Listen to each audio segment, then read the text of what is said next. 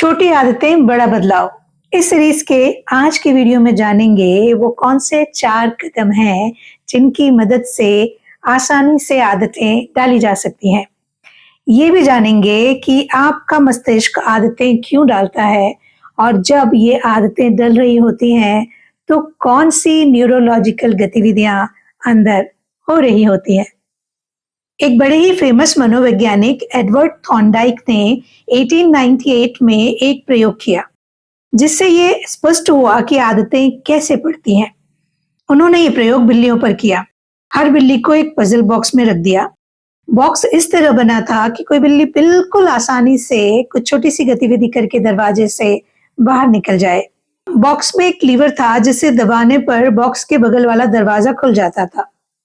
दरवाजा खुलते ही बिल्ली उछलकर बाहर निकल सकती थी और दौड़कर भोजन के कटोरे तक पहुंच सकती थी।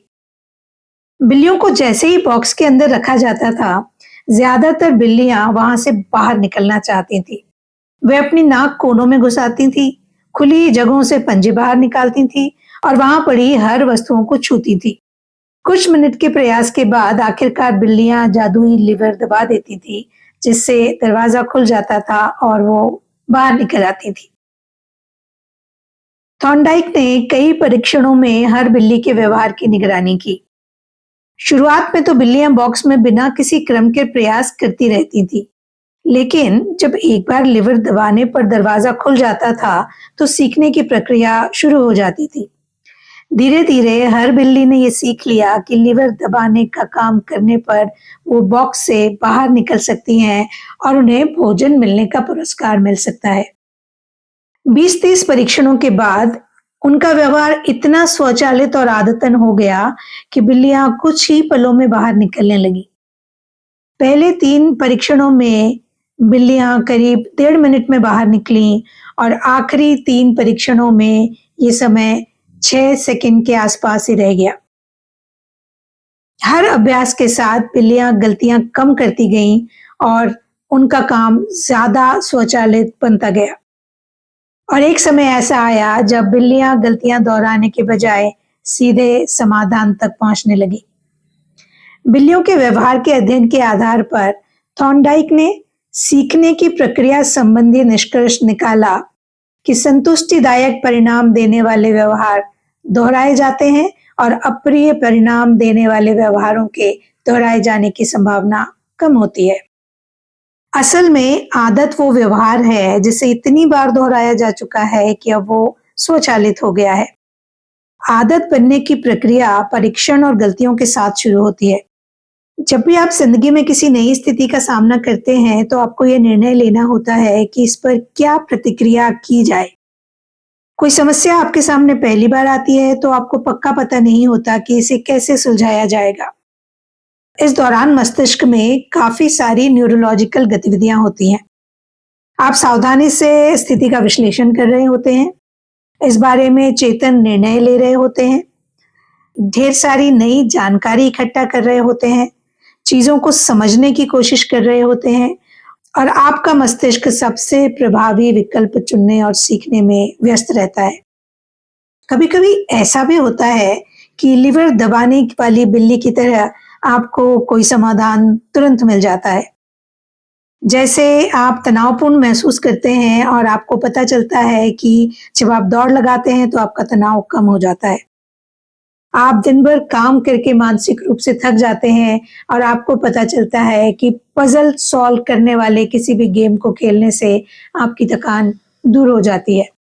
आप जांच पड़ताल करते हैं, फिर जांच पड़ताल करते हैं, फिर जांच पड़ताल करते हैं और फिर अचानक आपको पुरस्कार मिलता है। जब आपको पुरस्कार मिलता है तो आप अगली बार अपनी रणनीति बदल लेते हैं।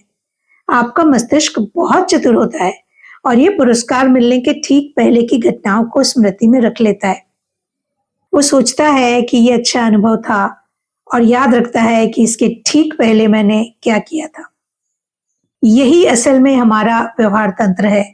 कोशिश करना, असफल होना, सीखना, अलग तरीके से कोशिश करना और फिर हर अभ्यास के साथ अनुपयोगी प्रयासों को छोड़ देना, उपयोगी प्रयासों को बार बार दोहराना और इसी वजह से किसी आदत का पड़ जाना। जब कोई आदत अपनी जगह बना लेती है, तो मस्तिष्क में गतिविधि का स्तर घट जाता है। आप सफलता की भविष्यवाणी करने वाले संकेतों को पहचानना सीख लेते हैं और बाकी हर चीज को बाहर कर देते हैं। अगली बार जब कभी वैसी ही स्थिति आती है, तो आप सटीकता से जानते हैं कि आपको क्या करना चाहिए। अब उस स्थिति का विश्लेषण करने की कोई जरूरत नहीं होती। आपका मस्तिष्क प्रयोग और त्रुटि की प्रक्रिया को छोड़कर एक मानसिक नियम बना लेता है कि ये स्थिति आती है तो ये करना है, और संबंधित स्थिति के आने पर आप अपने आप इस तरह के मानसिक नियमों का अनुसरण करने लगते हैं। जब भी आप तनाव को महसूस करते हैं, आपके अंदर दौड़ने की इच्छा जाग जाती है। आप दिन भर काम करने के बाद थके हुए घर के अंदर घुसते हैं। आप तुरंत पजल गेम खेलना चाहते हैं। पहले जिस विकल्प को चुनने के लिए प्रयास की जरूरत होती थी, अब वो स्वचालित हो जाता है, या कहें कि आपको एक आदत पड़ चुकी होती है। आदतें डालना बहुत उपयोगी होता है, क्योंकि जिस भी काम को करने की हम आदत डाल लेते हैं, उसमें हमारी मेहनत कम हो जाती है, ज्यादा सोच विचार नहीं करना पड़ता और हम आराम से उस गतिविधि को बिना प्रयास के बार बार कर सकते हैं। इससे फायदा ये होता है कि हमारा चेतन मन दूसरी महत्वपूर्ण गतिविधियों के लिए खुद को खाली रख सकता है। वो किसी आदत को बनाता है और फिर उसे अचेतन मन के हवाले कर देता है, खुद अपने प्रयासों को बचा लेता है ताकि वो दूसरी जरूरी चीजों पर ध्यान केंद्रित कर सके। ये सच है कि अच्छी आदतें डालने से हमें और ज्यादा स्वतंत्रता मिलती है। यदि हमारे पास अच्छी वित्तीय आदतें होती हैं, तो हम हमेशा फाइनेंशियली सक्षम रहते हैं। यदि स्वास्थ्य से संबंधित अच्छी आदतें होती हैं, तो हम हमेशा ऊर्जावान बने रहते हैं। सीखने की अच्छी आदतें होती हैं, तो हमेशा दूसरों से आगे चल रहे होते हैं। क्योंकि यदि आप हमेशा आसान कामों के बारे में निर्णय लेते रहेंगे, तो दूसरे जरूरी और महत्वपूर्ण काम कब करेंगे? यदि आप यही सोचते रहेंगे कि मुझे वर्कआउट कब करना चाहिए, लिखने के लिए मुझे कहाँ जाना चाहिए, मैं बिलों का भुगतान कितनी तारीख को करूं, तो आपके पास कम स्वतंत्रता और कम समय रहेगा। लेकिन यदि आप इन सबको एक आदत में ढाल देते हैं, तो आप स्वतंत्र हो जाते हैं नई चुनौतियों पर ध्यान केंद्रित करने के लिए।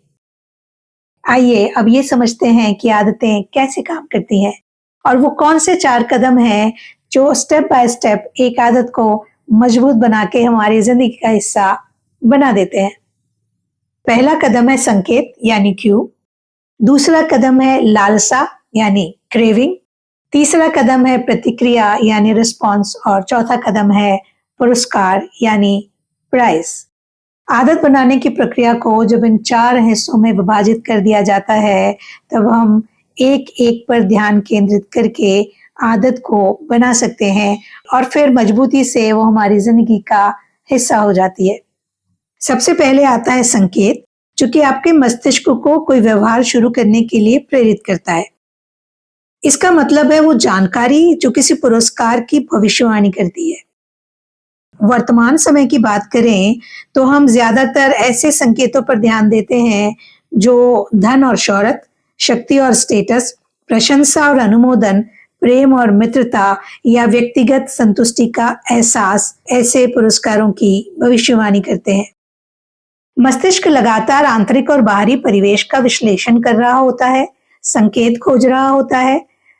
क्योंकि संकेत हमें पुरस्कार की संभावना को बताता है, इसीलिए स्वाभाविक रूप से हमारे अंदर उसे पाने की लालसा उत्पन्न हो जाती है। दूसरा कदम है लालसा, और ये हर आदत के पीछे की उत्प्रेरक शक्ति है। ये समझना जरूरी है कि आपके मन में आदत डालने की लालसा नहीं होती, आपके अंदर तो अवस्था में परिवर्तन करने की लालसा होती है। आप में सिगरेट पीने की लालसा नहीं होती, आप तो इससे मिलने वाली राहत की अनुभूति की लालसा करते हैं। आप दांतों पर ब्रश करने से प्रेरित नहीं होते। जब आपका मुंह साफ हो जाता है, तो जो भाव आपके मन में आता है, आप उससे प्रेरित होते हैं। आप टीवी बिल्कुल नहीं चलाना चाहते, पर आप मनोरंजन की लालसा रखते हैं। हर लालसा आपकी आंतरिक अवस्था को बदलने की इच्छा से जुड़ी होती है। तीसरा कदम है प्रतिक्रिया। प्रतिक्रिया का मतलब है कुछ करना।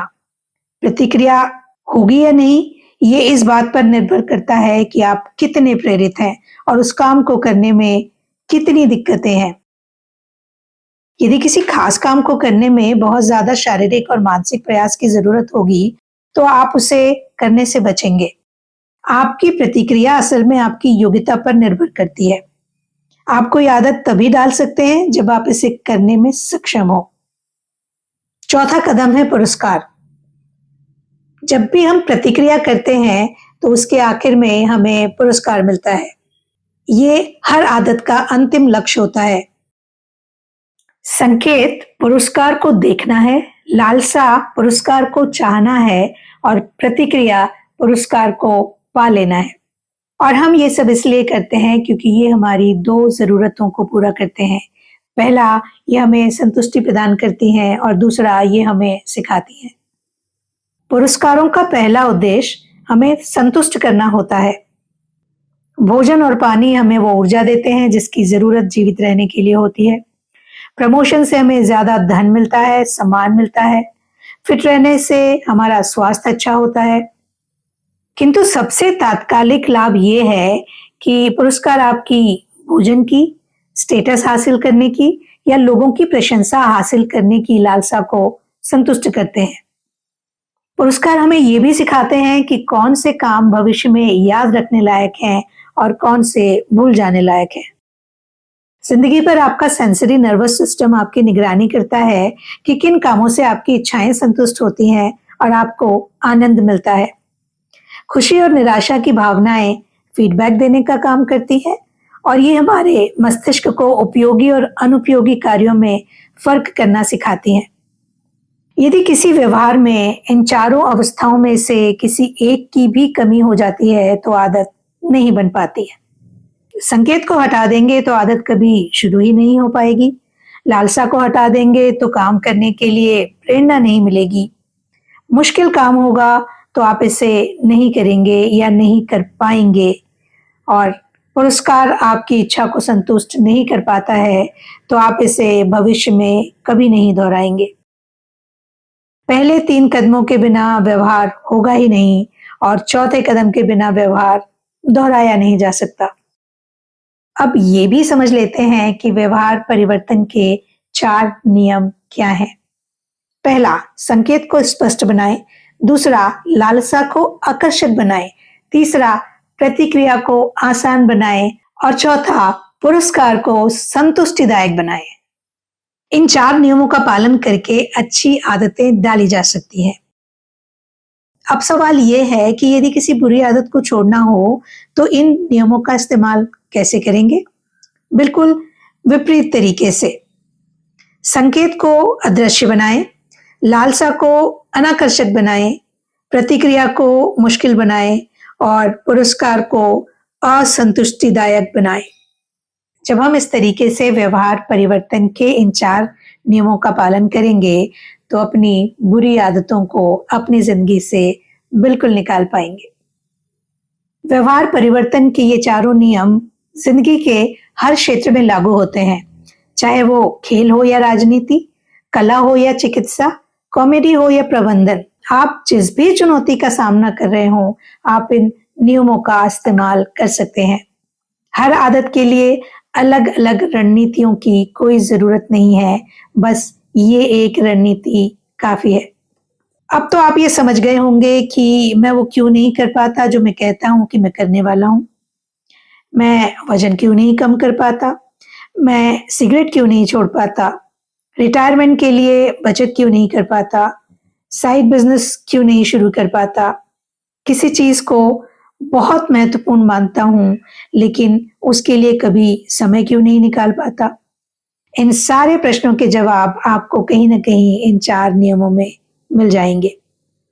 साथियों, व्यवहार परिवर्तन के इन 4 नियमों को समझें, सीखें, इनका इस्तेमाल करें, अपने जीवन में से बुरी आदतों को निकाल बाहर करें, नई आदतों को शामिल करें और खुद को उस नए रूप में ढाल लें जो आप सच में बनना चाहते हैं।